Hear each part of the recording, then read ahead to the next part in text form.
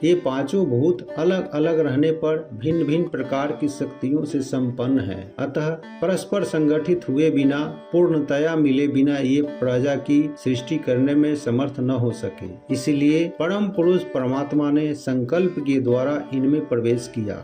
उसे सुनकर भीष्म ने आंखें खोल दी और देखा पुलस्त्य जी सामने खड़े हैं। उन्हें देखते ही भीष्म जी उनके चरणों पर गिर पड़े। उन मुनि श्रेष्ठों को साष्टांग प्रणाम किया और कहा, भगवान, आज मेरा जन्म सफल हो गया।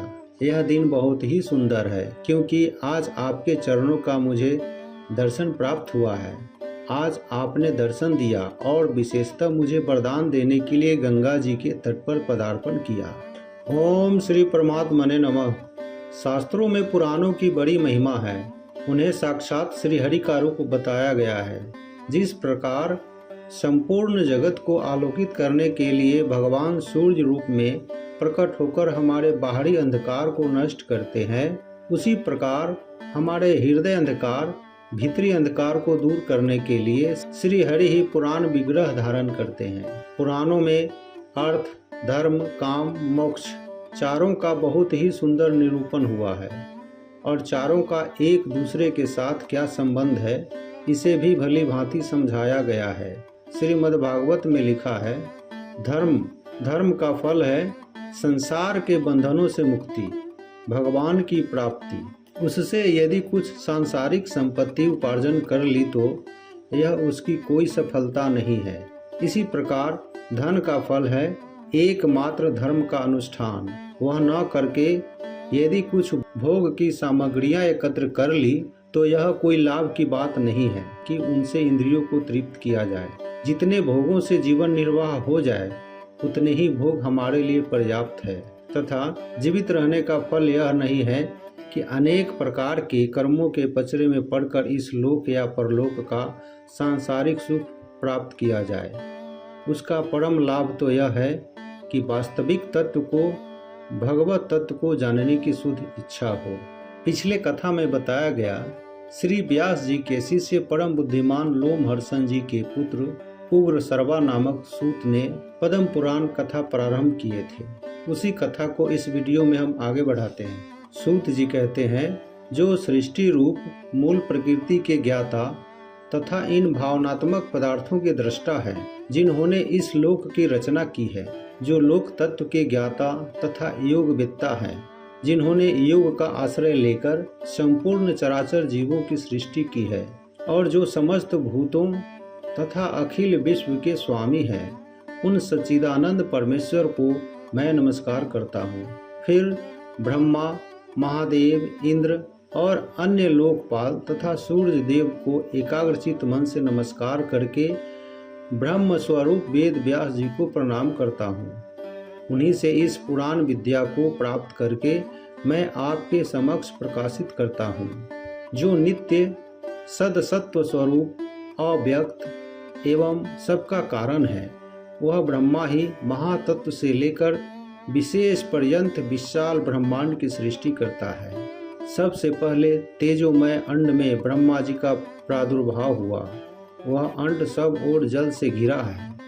जल के बाहर तेज का घेरा और तेज के बाहर वायु का आवरण है। वायु आकाश से और आकाश भूत आदि अर्थात तामस अहंकार से घिरा है। अहंकार को महातत्व ने घेर रखा है और महातत्व अव्यक्त मूल प्रकृति से घिरा है। उस अंड को ही संपूर्ण लोकों की उत्पत्ति का आश्रय बताया गया है। सूत जी का इस प्रकार का वचन सुनकर ऋषियों ने सूत जी से कहा, हे मुनिवर, भीष्म जी के साथ पुलस्त्य ऋषि का समागम कैसे हुआ? पुलस्त्य मुनि तो ब्रह्मा जी के मानस पुत्र हैं। मनुष्यों को उनका दर्शन होना दुर्लभ है। हे महाभाग, भीष्म जी को जिस स्थान पर और जिस प्रकार पुलस्त्य जी का दर्शन हुआ वह सब हमें बतलाइए। सूत जी ने आगे इस प्रकार कहा, साधुओं का हित करने वाली विश्व पावनी महाभाग गंगा जी जहाँ पर्वतमालाओं को भेद कर बड़े वेग से बाहर निकली है, वह महान तीर्थ गंगा द्वार के नाम से, गंगा द्वार अर्थात हरिद्वार के नाम से विख्यात है। पितृभक्त भीष्म जी वहीं निवास करते थे। वे ज्ञानोपदेश सुनने की इच्छा से बहुत दिनों से महापुरुषों के नियम का पालन करते थे।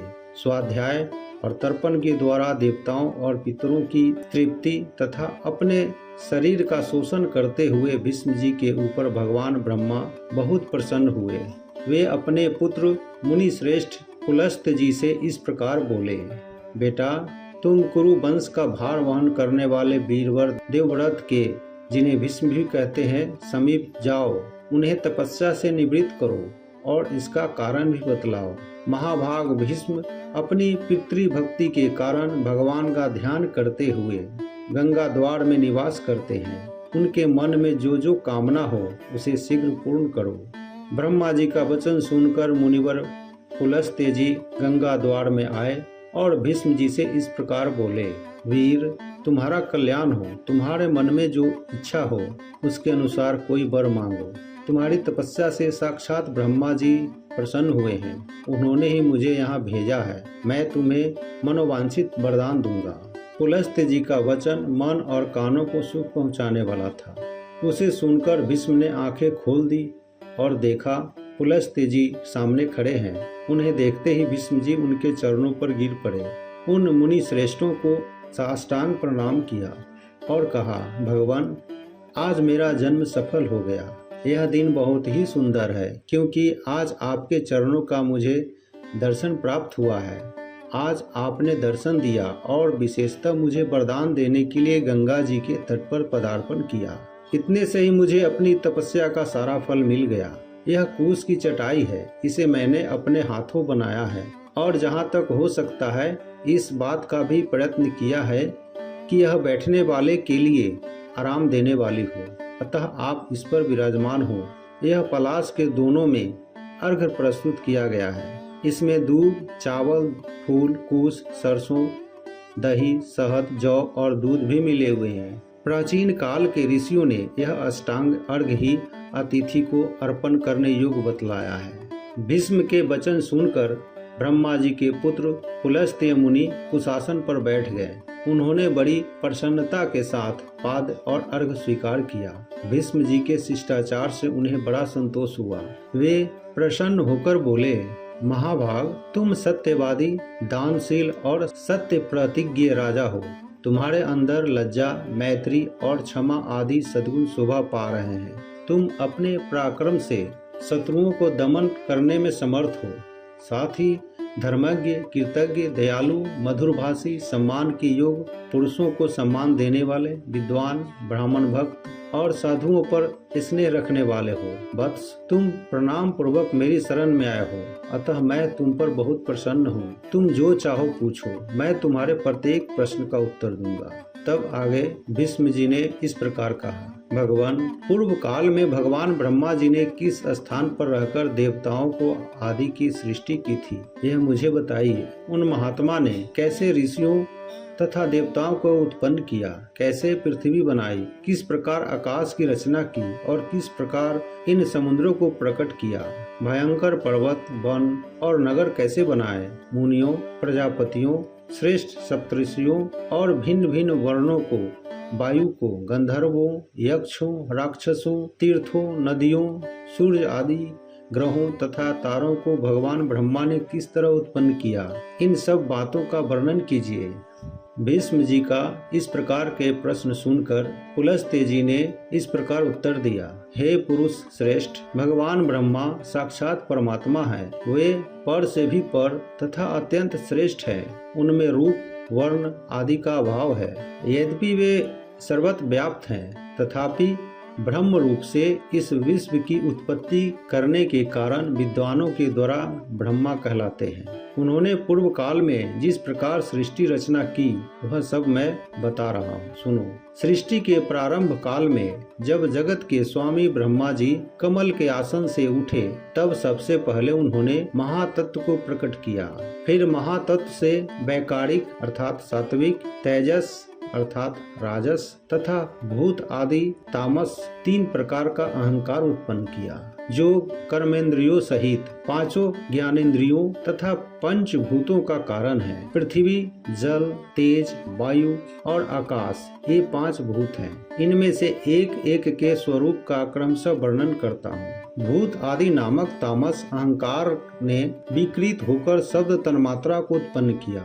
उससे शब्द गुण वाले आकाश का प्रादुर्भाव हुआ। भूत आदि तामस अहंकार ने शब्द तन्मात्रा रूप आकाश को सब ओर से आच्छादित किया। तब शब्द तन्मात्रा रूप आकाश ने विकृत होकर स्पर्श तन्मात्रा की रचना की। उससे अत्यंत बलवान वायु का प्राकट्य हुआ, जिसका गुण स्पर्श माना गया है। तदनंतर आकाश से आच्छादित होने पर वायु तत्व में विकार आया और उसने रूप तन्मात्रा की सृष्टि की। वह वायु से अग्नि के रूप में प्रकट हुई। रूप उसका गुण कहलाता है। तत्पश्चात स्पर्श तन्मात्रा वाले वायु ने रूप तन्मात्रा वाले तेज को सब ओर से आवृत किया। इससे अग्नि तत्व ने विकार को प्राप्त होकर रस तन्मात्रा को उत्पन्न किया। उससे जल की उत्पत्ति हुई, जिसका गुण रस माना गया है। फिर रूप तन्मात्रा वाले तेज ने रस तन्मात्रा रूप जल तत्व को सब ओर से आच्छादित किया। इससे विकृत होकर जल तत्व ने गंध तन्मात्रा की सृष्टि की, जिससे यह पृथ्वी उत्पन्न हुई। पृथ्वी का गुण गंध माना गया है। इंद्रियां तेजस कहलाती है, क्योंकि वे राजस अहंकार से प्रकट हुई है। इंद्रियों के अधिष्ठाता 10 देवता वैकारिक कहे गए हैं, क्योंकि उनपत्ति सात्विक अहंकार से हुई है। इस प्रकार इंद्रियों के अधिष्ठाता 10 देवता और 11वां मन ये वैकारिक माने गए हैं। त्वचा, चक्षु, नासिका, जीवा और श्रोत्र ये 5 इंद्रियां शब्द आदि विषयों का अनुभव कराने के साधन हैं। अतः इन 5 को बुद्धि युक्त अर्थात ज्ञानेंद्रिय कहते हैं। गुदा, उपस्थ, हाथ, पैर और वाक ये क्रमशः मल त्याग, मैथुन जनित सुख, शिल्प निर्माण, गमन और शब्दोच्चारण इन कर्मों में सहायक हैं, इसलिए इन्हें कर्मेंद्रिय माना गया है। हे भीष्म, आकाश, वायु, तेज, जल और पृथ्वी ये क्रमशः शब्द आदि उत्तरोत्तर गुणों से युक्त है। अर्थात आकाश का गुण शब्द, वायु के गुण शब्द और स्पर्श तेज के गुण शब्द, स्पर्श और रूप जल के शब्द स्वरूप, जल के शब्द स्पर्श रूप और रस तथा पृथ्वी के शब्द स्पर्श रूप रस एवं गंध ये सभी गुण हैं। उन 5 भूत शांत, घोर और मूढ़ है, अर्थात सुख, दुख और मोह से युक्त है।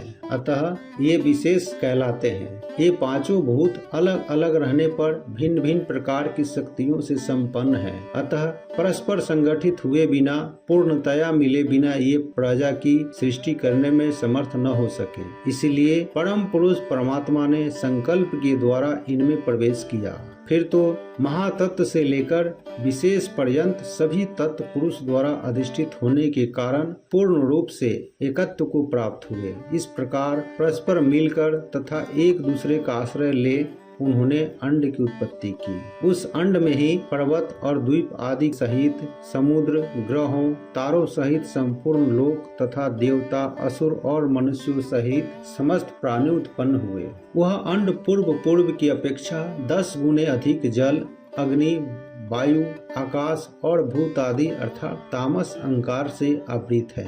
भूत आदि महातत्व से घिरा है तथा इन सब के सहित महातत्व भी अव्यक्त अर्थात प्रधान या मूल प्रकृति के द्वारा आवृत है। भगवान विष्णु स्वयं ही ब्रह्मा होकर संसार की सृष्टि में प्रवृत्त होते हैं तथा जब तक कल्प की स्थिति बनी रहती है तब तक वे ही युग युग में अवतार धारण करके समूची सृष्टि की रक्षा करते हैं। वे विष्णु सत्व गुण धारण किए रहते हैं। उनके पराक्रम की कोई सीमा नहीं है। जब कल्प का अंत होता है तब वे ही अपना तमह प्रधान रौद्र रूप प्रकट करते हैं और अत्यंत भयानक आकार धारण करके संपूर्ण प्राणियों का संहार करते हैं। इस प्रकार सब भूतों का नाश करके संसार को एकार्णव के जल में निमग्न होकर वे सर्वरूपधारी भगवान स्वयं शेष नाग की शया पर शयन करते हैं। फिर जागने पर ब्रह्मा का रूप धारण करके वे नए सिरे से संसार की सृष्टि करने लगते हैं। इस तरह एक ही भगवान जनार्दन सृष्टि पालन और संहार करने के कारण ब्रह्मा, विष्णु तथा शिव नाम धारण करते हैं, परंतु वे प्रभु सृष्टा होकर स्वयं अपनी ही सृष्टि करते हैं। पालन होकर पालनीय रूप से अपना ही पालन करते हैं और संहार की होकर स्वयं अपना ही संहार करते हैं। पृथ्वी, जल, तेज, वायु और आकाश सब वे ही हैं, क्योंकि अविनाशी विष्णु ही सब भूतों के ईश्वर और विश्व रूप हैं। इसलिए प्राणियों में स्थित सर्ग आदि भी उन्हीं के सहायक है। जय श्री कृष्ण। जय श्री कृष्ण।